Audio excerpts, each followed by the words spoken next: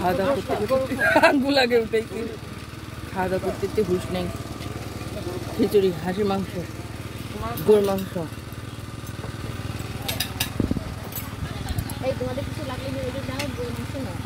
সারাদিন আবু কিছু বলবা? বলার কোনো কথা নেই।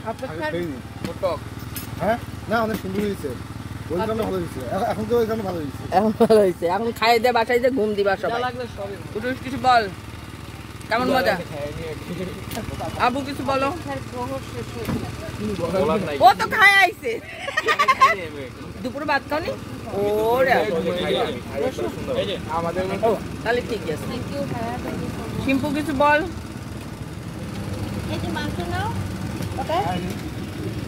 তো প্লেটটা খালি আমরা নিচে নাও তো, আরো নেওয়া যাবে।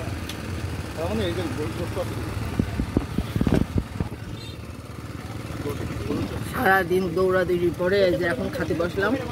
আমার একটু গরুর মাংস দে।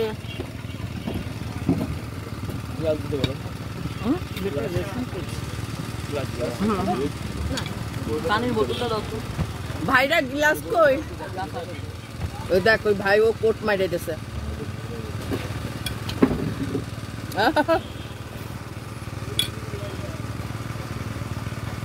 এটা হলো হাঁসের মাংস।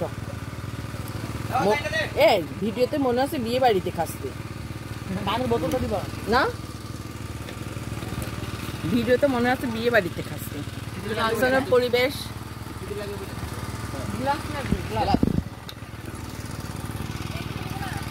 এরকম লেক না নর্দমা না ঠিক জানি না।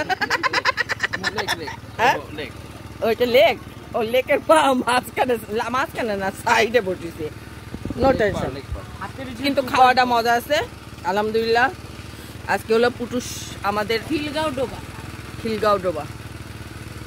ও লাইটও দেছে, এই যে কি সুন্দর বাক্কা বাক্কা লাইট দেছে পরিবেশটা। আমরা কিন্তু বিয়ে বাড়ি না ওরে মাসি, আমরা কিন্তু হলো একটা রেস্টুরেন্টে বসে খাচ্ছি। দামি ভাত দিবা না?